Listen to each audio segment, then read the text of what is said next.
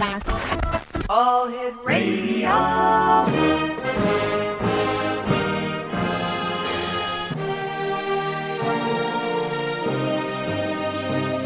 Welcome to the X Zone, a place where fact is fiction and fiction is reality. Now, here's your host, Rob McConnell.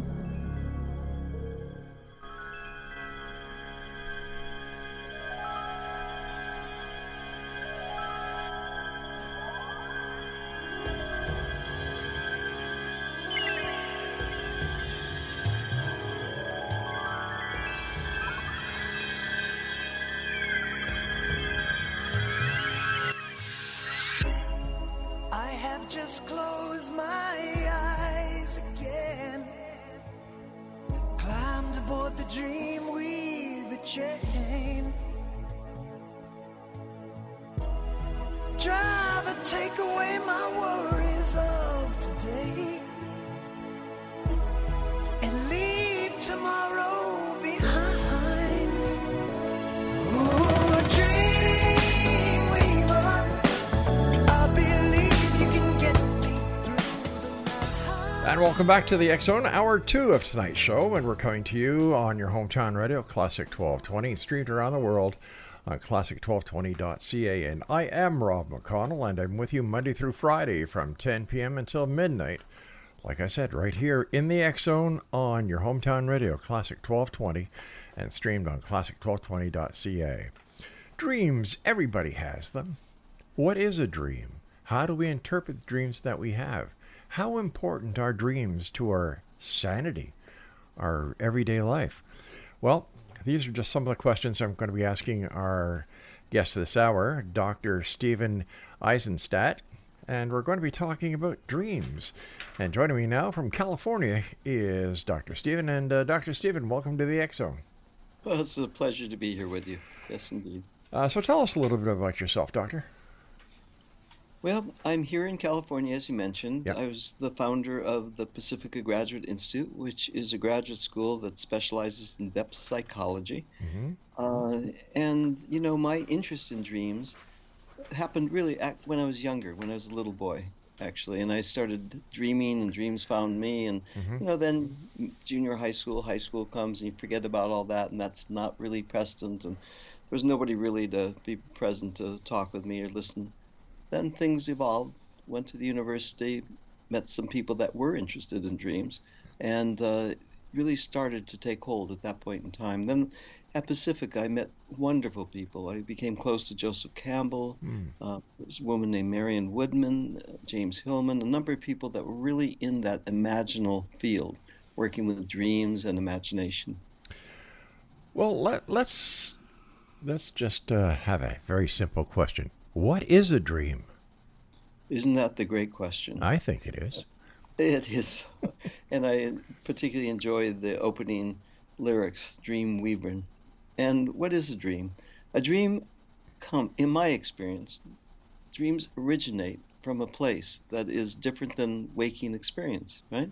Dreams come forward in metaphor, riddle, rhyme, imagery, different than our rational mind, actually. And a dream, I think, comes always with a message, always with guidance, always with something that we're not fully aware of. So dreams originate in the wisdom, the teachings of the deep imagination, and present themselves. Of course, are dreams always pleasant? No. Sometimes they are very difficult, nightmarish, sometimes even horrific. They grip us. Other times, beautiful, you know, and something life-affirming. So dreams have a life of their own, but they almost always have a message of importance to offer us. What is the physiological aspect of a dream? How does it happen? Well, I'll tell you, it's a curious thing because whether we remember the dream in the morning or not, dreams are forever happening. In fact, we go into what's called REM, it's this quality of sleep, and there's 3-4 dreams a night usually that come forward. The brain shifts in its neurophysiology, and a dream will be created, concocted, and then presented. And without those dreams, because now it's possible with all that we have at our disposal to interrupt sleep right at the point of this REM or dream sleep starting. And if you do that with a person, and they still sleep, but they miss those segments of the dreaming, they really go really nuts. So it's really vital to our life, and it's like breathing or eating. It's required, really. And of course, that's where the phrase sleep deprivation comes in, because of the the psychological experimentation that has been done by the three-letter agencies. And I'm not going to mention the CIA, of course, but we know that they have used dream deprivation, and it's very, very useful. And as you said, we need to dream. So is this where we do a lot of our defragging, is in the dream state? I think so. I mean, I think that's a way of putting it. Something happens at night, in a curious way. We're processing what's going on during the day. We are putting things together that would not otherwise be apparent. And that's when we get into the interpretation of dreams, or the analysis of dreams, trying to understand how the dream is either commenting on the situation of the day, right? Or making a correction, a suggestion, offering a teaching, maybe even a warning. So that's primarily, I would say 85% of people that work with dreams move in that direction, listening to the dream, responding to the last 24, 48 hours of our daylight experience. So what is your definition of dream tending? Yeah, well, it's different than dream interpretation and dream analysis. Everything I just mentioned, I think, is important. It is. And when I'm working with people, I'll listen to the dream and associate the images or the themes or the landscapes of the dream, the emotions of the dreams to the last 24, 48 hours, because of what I just mentioned. It offers insight that we might not otherwise have. But to tend a dream tending, is something altogether different, right? In addition to interpreting and analyzing, we attend. We allow the figures of the dream to come forward, and we host them. We host their presence, as if, because I believe they are, they have their own autonomy in a lot of ways. They actually have an imaginal presence, different than our physical presence, of course, but imaginally, they have a sense of presence and pulse, even breath and body. And so when we tend to a dream, we host the dream. And then we listen to the stories from the inside out that the images themselves have to share with us. So is it fair to say that when we're asleep, the dream state then becomes our reality? Yes, I think it's very fair to say that. Yeah. And not only when we're asleep, right? Even sometimes when we're awake. I call those waking dreams, and we all experience it, right? So we're walking down the street, or we're walking into a naturescape or a cityscape, and all of a sudden something awakens. Our curiosity gets evoked. It's not like we're on task. We're not trying to fulfill a necessary function, as important as that is. I mean, all of us every day are in the business of doing that. But something else happens. And, it shifts.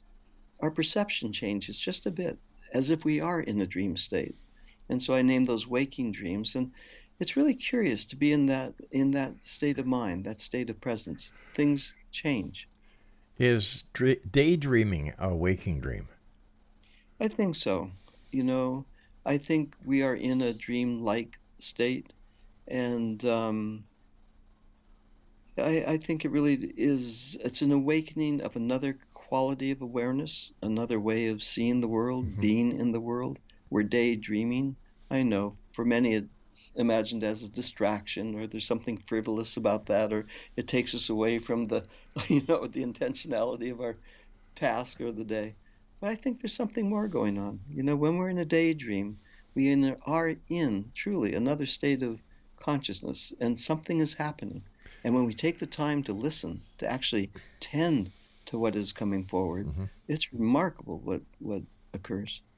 It seems that when we're daydreaming, that daydream is part of our existing reality of consciousness, and it kind of puts the rest of the consciousness in automatic drive. Yeah, I think that's right. Yeah.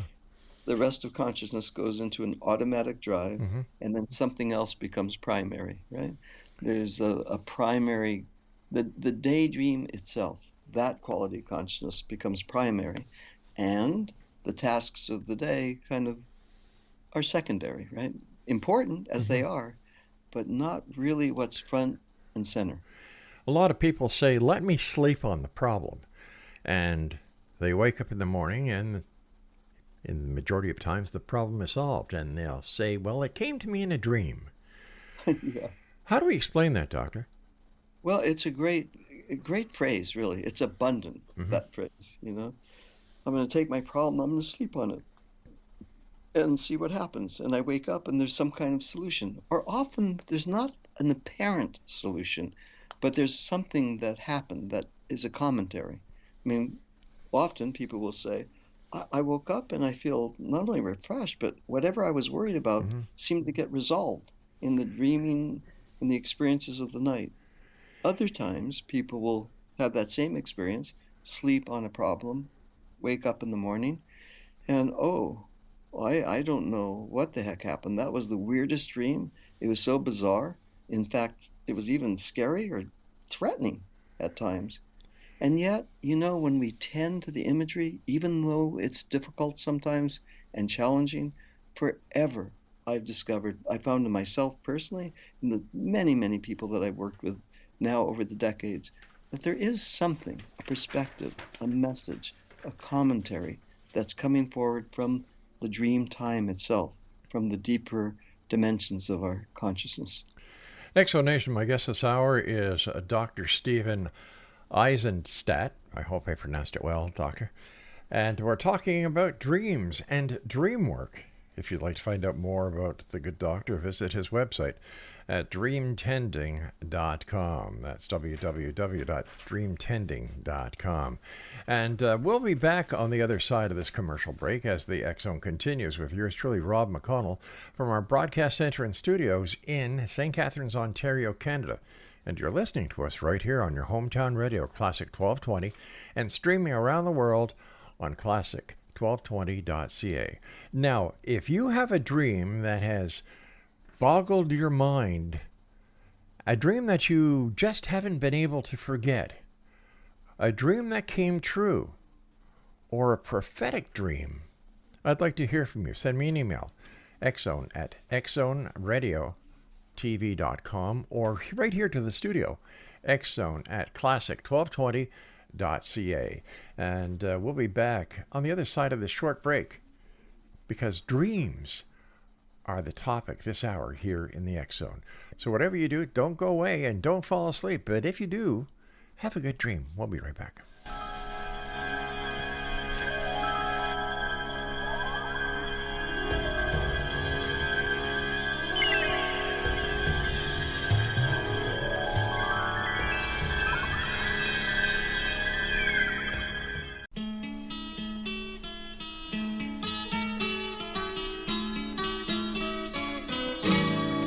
All the leaves are brown, and the sky is gray. I've been for a walk on a winter's day. I'd be safe and warm if I was in LA. California dreaming on such a winter's day. Stopped into a church, I passed along the way. Well, I got And welcome back, everyone. This is the X Zone. I'm Rob McConnell, and my guest this hour is Dr. Stephen Aizenstat, and we're talking about dreams. And dreams have been a big part of society. Like, do your dreams come true? If you dream it, you will possess it. The girl of my dreams, and so on. So it seems, doctor, that dreams are a very significant part of our day-to-day life. Yes, absolutely. If I dream it, it comes true. Mm-hmm. The field of dreams. I mean, the metaphor is forever. It suggest that there's something beyond, our logical mind, that there's something else at work, a different kind of intelligence. And when dreams come forward, not only do they take us into that additional place, that other consciousness, that other dimension of our life experience, but there's a promise in that, the song Dream Weaver. There's something about that dream weaver that we're curious about. I mean, who is weaving the dream? I mean, it's often said most people when they dream, and not everybody dreams in imagery. Some of us, when we wake up in the morning, it's like we have an experience. We are tight in the stomach, or wake up in a mood of some sort, and but we can't remember the imagery. And yet something happened in the night, or I woke up on the wrong side of the bed, right? And something has happened in the night that creates that mood. And there's a dreaming process going on, right? Something else is participating in our life experience. Why is it that we remember some dreams and other dreams we don't remember? For example, I can go with what I believe to be maybe a week, 2 weeks without a dream, and then I have a dream. And yet, I know after sharing my conversations with people like you over the years that whether or not I do remember a dream or not, I've actually dreamt. Yes, as we talked about, we're dreaming all the time. Sometimes we're remembering, sometimes we're not. I think what I've experienced as most obvious is that when we get interested or curious about dreams, our dream memory increases. The times that we remember dreams, we remember more and more dreams. It's called dream recall. And actually, the new research that's just come out suggests that dream recall at the moment is at an all-time high. People are remembering more dreams than ever before. Part of that is because of the world that we're living in, and it's difficult and challenging. So the dreaming psyche is picking that up, and we're unfortunately remembering a lot of dreams that are not pleasant. But we do remember dreams that really get our attention. And I think to the extent that we befriend them, that we say, hey, this is something that I want to participate in, like any friendship. When we extend ourselves, become good hosts, the dreams then will come forward. What, years ago, Doctor, we didn't have cell phones beside our beds. We didn't have Bluetooth connections. We didn't have as many microwave towers out in the metropolis and cell towers. What kind of interruption, not only in our sleep, but especially in the dream world, do these new electronic gadgets cause within our psyche? Yeah, that's a great question, and particularly for little ones, children now. There's so much screen time. It's almost a cyber addiction at times. And does that affect dreaming and dream recall? Well, the evidence suggests that it does, actually. That to the extent that we're absorbed in a kind of virtual reality of one sort or the next, it takes away imaginal reality. It replaces that. And we're almost subject to the programmer's code rather than the, natural cadence and the DNA of our beingness.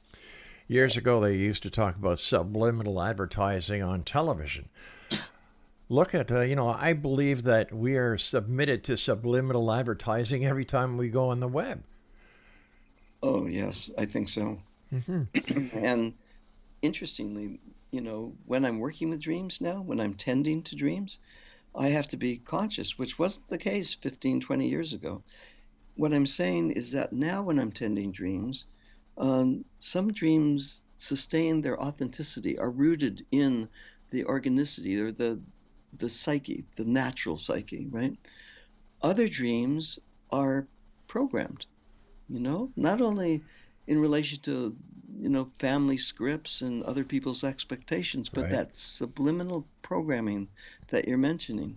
So now I need to differentiate between innate image and a counterfeit image. You know what I'm saying? I So sure do. some dreams are just a repetition of what we have been seeing or conditioned into, mostly by an advertising industry. So, Doctor, do you teach people how to dream tend? Yes, yes, I do. And I offer workshops and skill sets, and the book Dream Tending, a new edition just came out.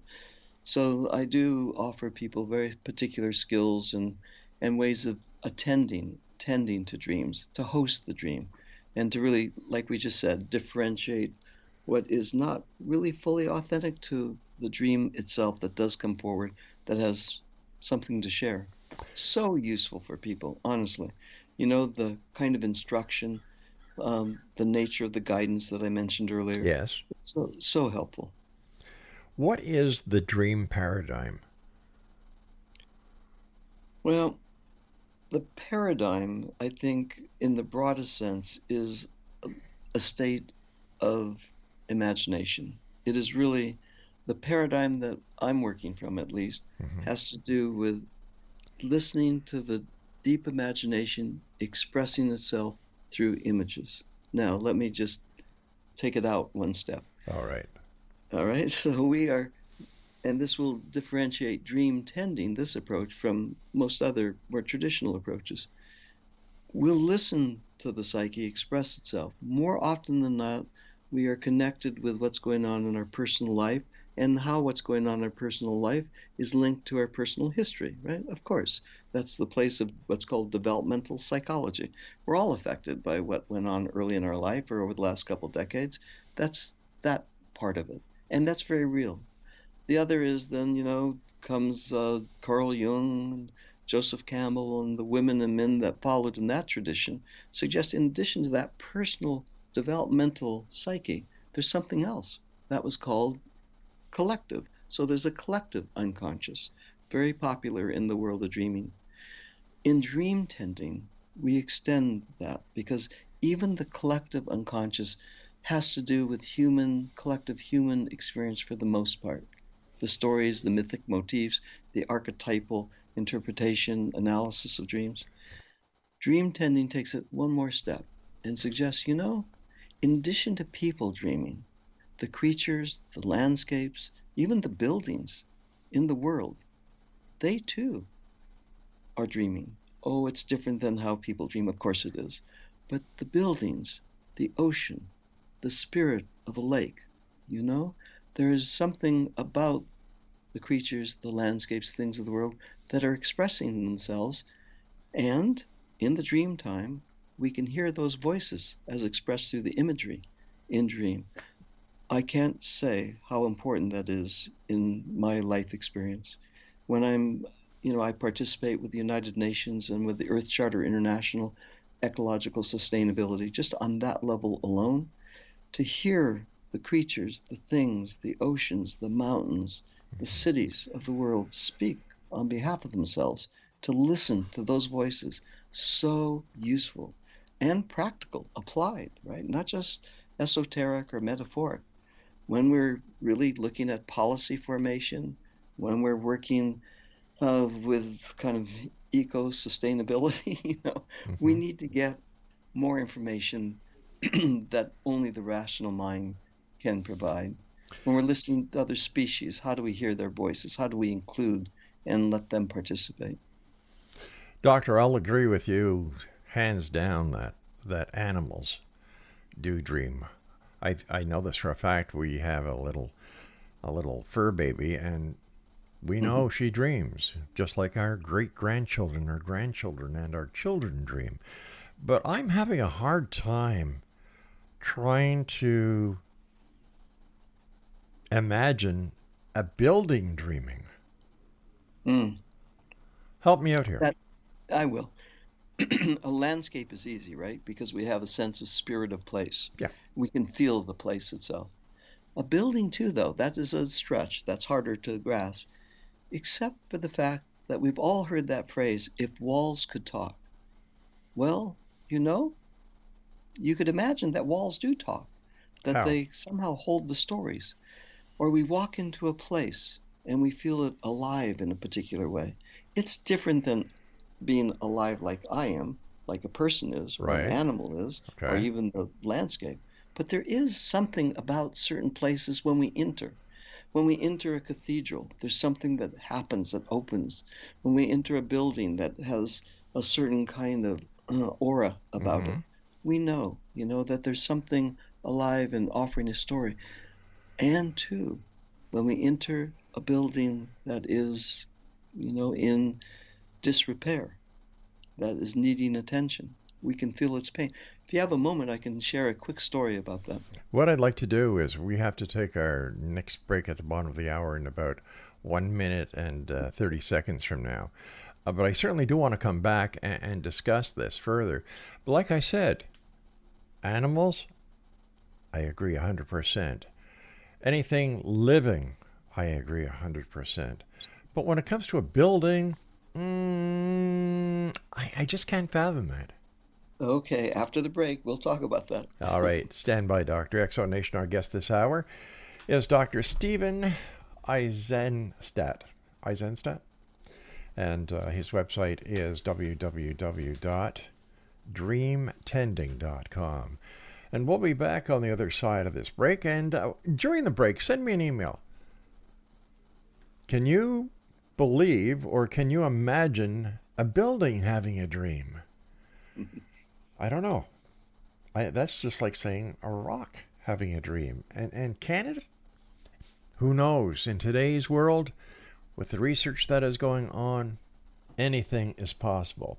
I'm Rob McConnell, and we'll be back on the other side of this break as we continue here in the X-Zone from our broadcast center and studios in St. Catharines, Ontario, Canada. And you're listening to us on your hometown radio, Classic 1220, and around the world on classic1220.ca.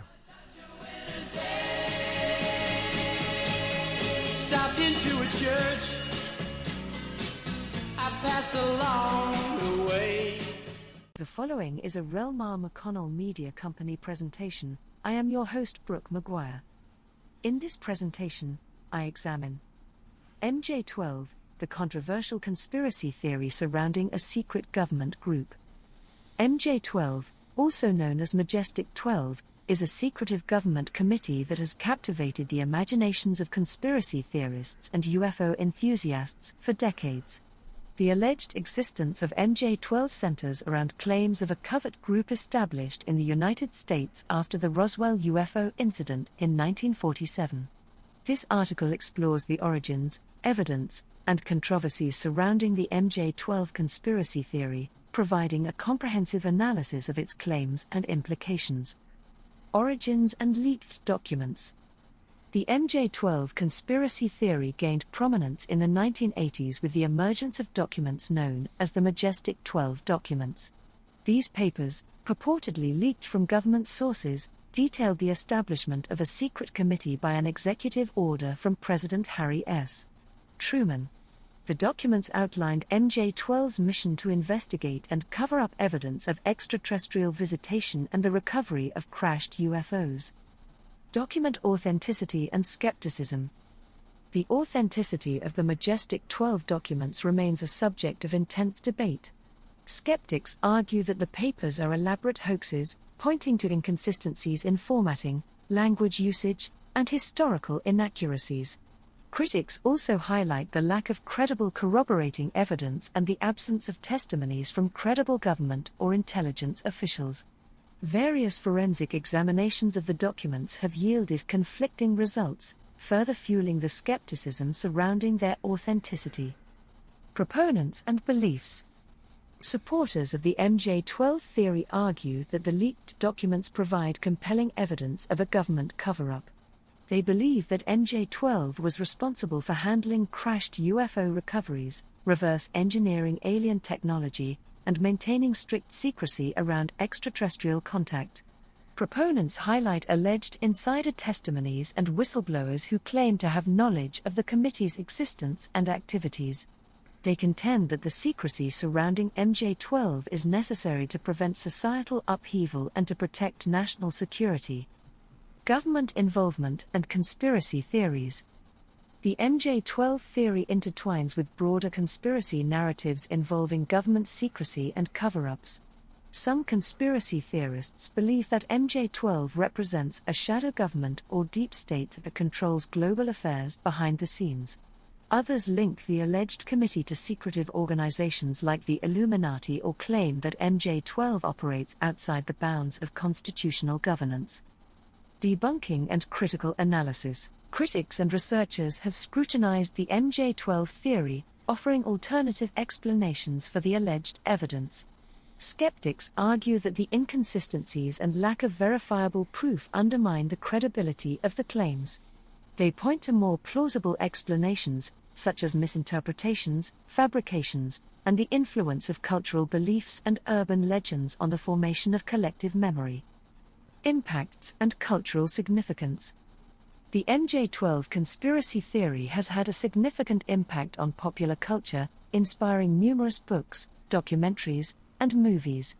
It has become a central theme in UFO lore and has shaped public perceptions of government secrecy and the possibility of extraterrestrial contact.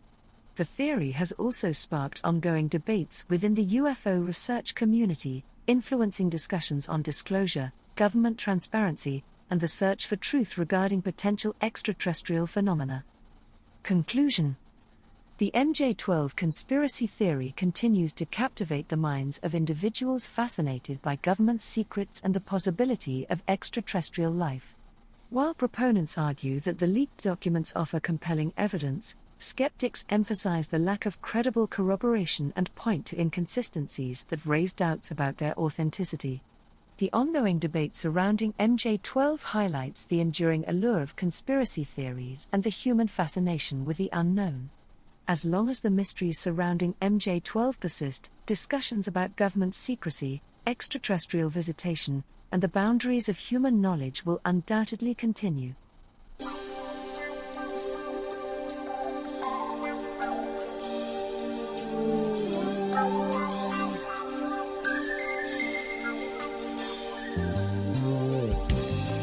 There is freedom within, there is freedom without.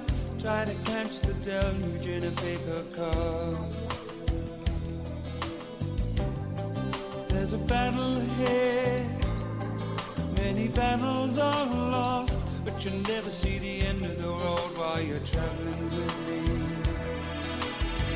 Hey now, don't dream it's over. Hey now, when the world comes in. And welcome back, everyone. This is the X Zone. I'm Rob McConnell. My very special guest this hour is Dr. Stephen Aizenstat. His website is dreamtending.com. Doctor, you were going to tell me or help me understand how buildings can have dreams. Okay, yeah, you mentioned rocks and buildings. Yeah. Which one would you prefer, rocks and or buildings? I thought you were going to ask me if rocks, scissors, or hammers. But anyway, let's go with rocks first, because rocks are part of what concrete is made of. So let's go with the basics of rocks. All right, let's do that, and let me do it quickly.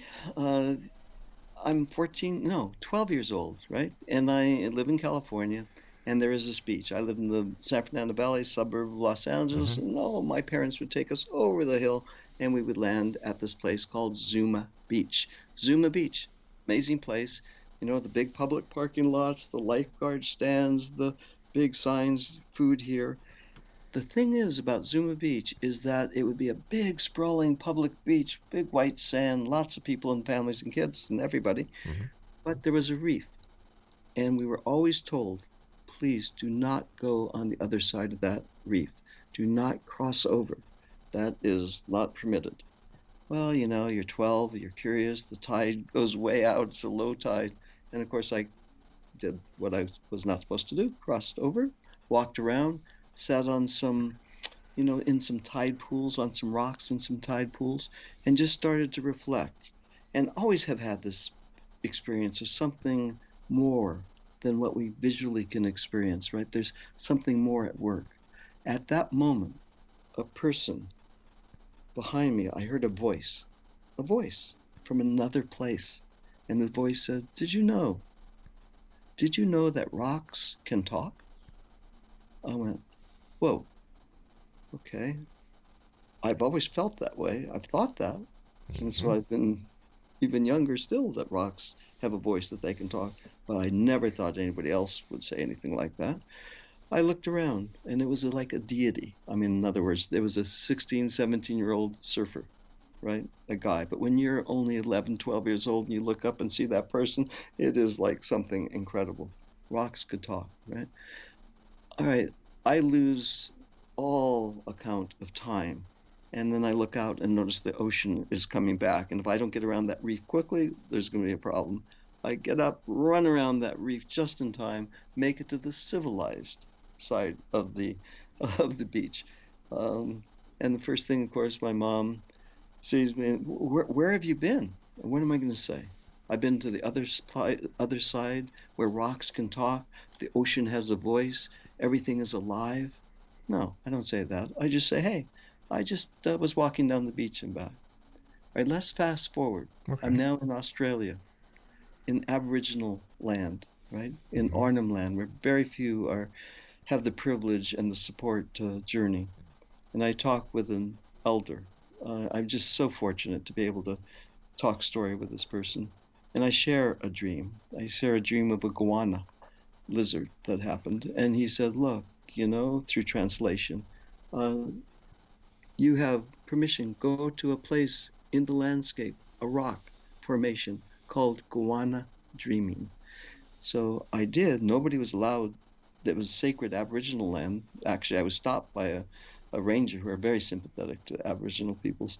And he said, well, I can't let you go there. Oh, but I just had the talking story with Bill Neediji, who was the Aboriginal elder of the Dreamtime, one of them. And he said, you got to talk with old Bill Neediji? Oh my goodness, I've never been to Arnhem Land, but certainly with his blessing, you have permission. I went to that place. It looked like a goanna. It was a big outcrop of rock.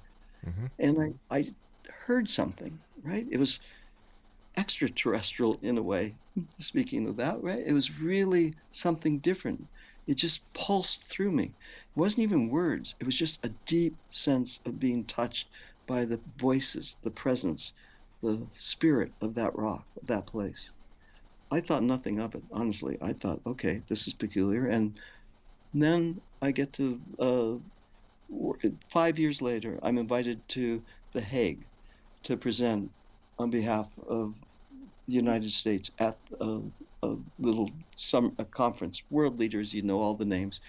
And there was only 80 of us really there at The Hague. And I, along with another person in the United States, Stephen Rockefeller actually, were able to present. And at that moment, it was 4 or 5 days working on the Earth Charter International Initiative. At the end, the presiding presence, actually it was Khrushchev back then, he said, look, I'm sorry, but this isn't working. We spent 4 nights, 5 days. I mean, these were some of the top people, policy formation folks, diplomats, world leaders trying to craft this charter. No, this is not working. I'm just so sad. Oh, the grief in the room was extraordinary. All of a sudden, what happened to me in Australia just ran through me. I happened to be the one at the podium at the time. I was the youngest person in the room, the least experienced for sure. And then something just moved through me.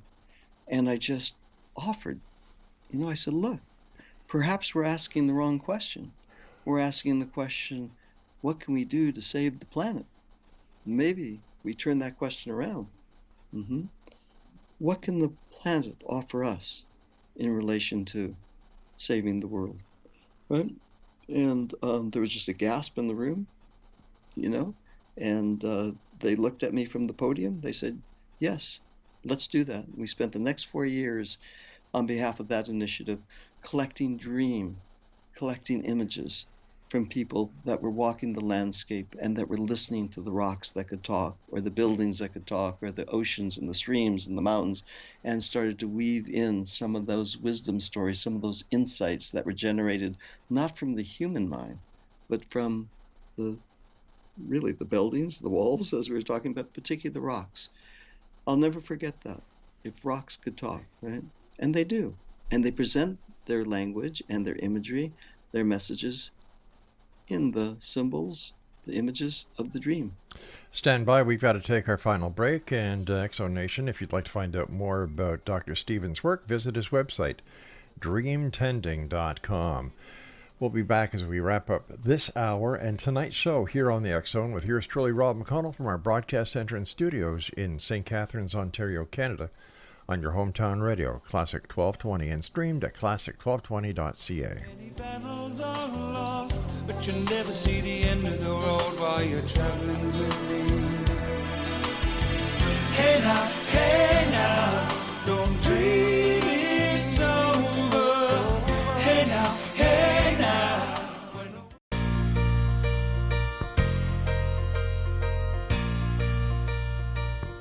Oh, I could hide neath the wings of the bluebird as she sings.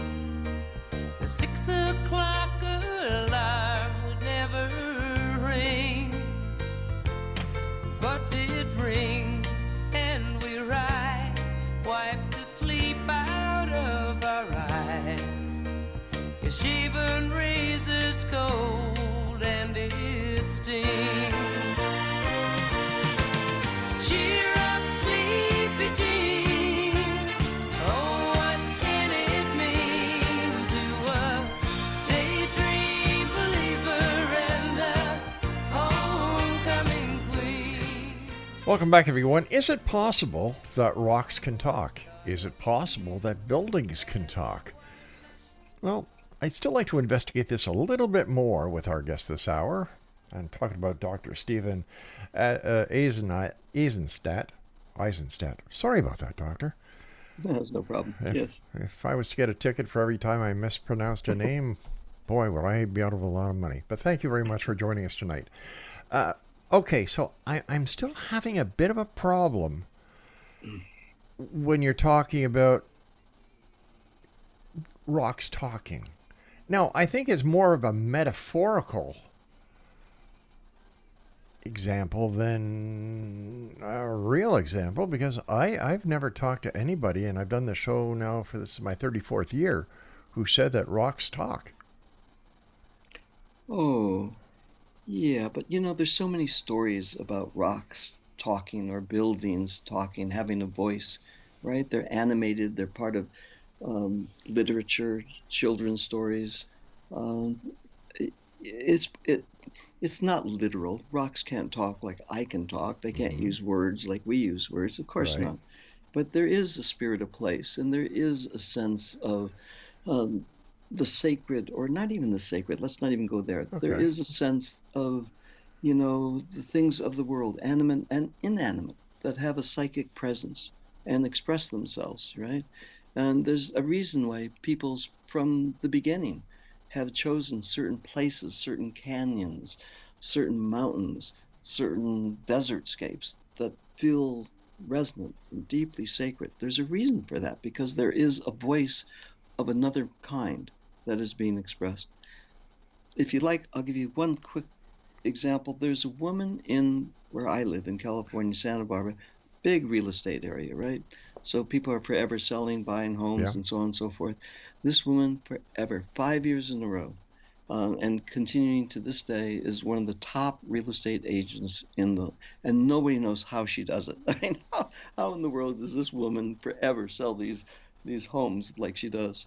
And she then came to work with me. She was one of my workshops, one of my dream workshops. She said, what I just don't tell people is that ever since I was a little girl, I'd walk to school. And when I'd walk to school, I'd walk by the houses. And I always felt that these houses, each of them, they kind of have a personality, It's kind of like I'm walking and I say hello, and I even hear them responding back. Okay, so we're in imagination, children's play, right? Children's imagination. And she's hearing that. She said, I've carried that to this day. And I know all the other agents, what they do is they do all the kinds of things that they're trained into to try to help sell a house to a particular customer. I don't do that. I take the time to first walk around the home. I do. I spend the time to listen to that house, to experience its personality, its voice. Then when I meet the people that are going to be the buyers, what I do is I try to match. I match the buyer's desire, their hopes, with the personality of the home that I'm selling. You hear? I mean, she's trying to really make a connection that is not literal necessarily. It is metaphoric, but it's also emotional and psychological. Honestly, to this day, so it's applied. It's not just fantasy, right? She is still, to this day, the top seller in the real estate market in this county. All right, so what she basically does is she spends a lot of time doing research, looking at the home, walking around the home, getting a feel for the home, and then matching the home that she felt that would best suit a buyer. I can buy that. I can understand that fully. Yes. You know, And so I think what we need to do is we need to draw a line between reality and a bit of spirituality in there as well. yes, and imagination. Yeah. Yeah, for sure. There's the reality. I'm I'm very much applied. I've been a clinician, a therapist, and a school teacher, and a professor and author. So I am very much in the world of the applied. Right. And two, when imagination steps in, we feel the support of imagination and the resources of imagination. And dreams are expressions of imagination. And it's really helpful, I think, for us to begin to, even if I can use these words, add dream and imagination to our way of being in life. So many good things happen just in an applied way. We can't really be curious and depressed at the same time, not authentically curious. And we can't really be curious and innovative and in imagination and anxious at the same time. Both of those are reciprocal inhibitors. And truly, I work with people that have been deeply wounded and lots of trauma and those kinds of things. So I don't want to shortchange that. I get that. I've lived that for decades now in terms of helping people. And two, when imagination comes in, we invite a bigger story to come into our life. And when we get genuinely curious and imagination comes forward, something shifts physiologically, psychologically, and emotionally. It's really remarkable what can happen. I agree with you that the imagination that a person has and the imagination that grows in children is very important. And over the years, I've seen how the imagination has helped a number of people. But I can't associate that with talking rocks, Doctor. I'm sorry. You can't. You can't. You're not. When you watch children play, don't you ever hear them have their imaginary friends? Oh, definitely. But you see, the way I look at it is, Yes. how do we know that they are imaginary friends? How do we know that the children who haven't been spoiled by society or corrupted by the educational system, who are pure, open books, just like that new book drive you get from Amazon before you plug it into your computer? They're pure. How do we know that they're not seeing and communicating with people, spirits that we can't see because we've been corrupted by society, the educational system, and by all the fake news that is out there? Well, I think we're saying the same thing. I totally concur. I believe that, when the imagination is supported in its own autonomy, it's not conditioned, it's not subject to what I said earlier, a programming code of some sort, or the fake news, or a set of expectations that we are grown up with. When it's not, then there's something else that occurs, that we're open and we can be responsive and receptive to the imagination in things other than people. In today's society, one of the biggest issues that we have is addiction. Yes. How can dream tending help addiction recovery? It certainly can. I have a whole chapter in the book Dream Tending on just that, on working with dreams and addiction. And in our short moment here, addiction can run in families, in lineages, right? And of course, we need to do all the kinds of things that are prescribed. There's, the place for AA support groups and a lot of things. In addition, though, we can work with imagination and dream, and it's so effective and useful. For example, just imagining the phrase, there's a spirit in the bottle. Spirits, right? Yeah. What happened 2 generations ago where one of the members of our lineage got caught. The spirit was too big, couldn't hold it, right? Started to drink. Then the chemical itself has its own addictive properties, of course, biologically, physiologically. And two, there's something else going on. So it's really helpful to take addiction and then to notice, right? Who is that spirit? It's an art of personifying that, bringing it out in the open, and dreams will do that. They'll offer images or pictures of that particular figure that has such grasp on us, right? Such tenacity that really can grip our life and our soul. But if we keep it inside and then it's supported by the substance, one thing happens. If we, on the other hand, move it out of feeling possessed by it and putting it in front of us, we can develop a relationship with that spirit. Who are you? Mm-hmm. Who's visiting now? And that image will come in the dream time. Are we not giving those who require addiction recovery an scapegoat by using this kind of thought process?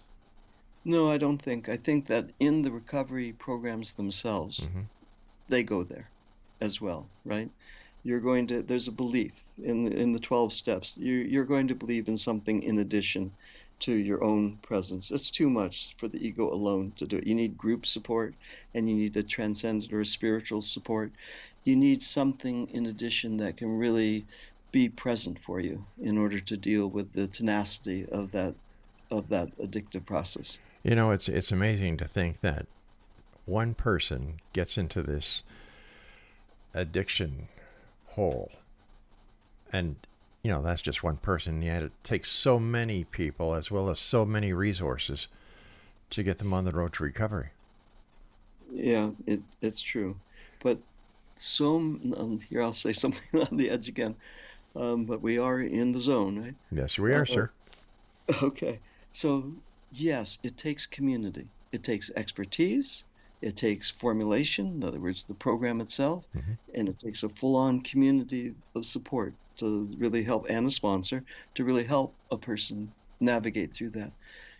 In addition to the outer community, there's an inner community, right? Each of us is blessed with an inner community of figures. They may be memories simply of elders, mentors, ancestors, even our pets that have been so precious to us, the beloveds, right? Yeah. There's an inner community of figures, and they can be of enormous support as well. We need the outer community and the inner community. Where do we hear the presence of the inner community? When we tend to dreams, even though we may deny or push those figures away, they'll come forward, step forward, and say, hey, here we are. And to the extent that we can tend to their presence, tend to their presence, invite them into our life as part of that inner support community, really good things can happen. Doctor, I want to thank you so much for joining us. It's been a great pleasure talking to you. And you've certainly given me a new way of looking at rocks and buildings. And who knows? Maybe one day I'll be able to call you up and say, you know what, Stephen? You're right. I heard a rock and I got your message. So thanks very much for joining us, sir. Oh, you're so welcome. Take care, Doctor. And X Zone Nation, if you'd like more information about Dr. Stephen, visit his website, dreamtending.com. Well, that's it for tonight, X Zone Nation. I'll be back tomorrow night at 10 o'clock as once again we cross the time-space continuum to this place that I call the X Zone. And we come to you Monday through Friday from 10 p.m. until midnight right here on your hometown radio, Classic 1220, and streamed on classic1220.ca. So until tomorrow night, my friends, always remember to keep your eyes to the sky and your heart to the light. Good night, everyone.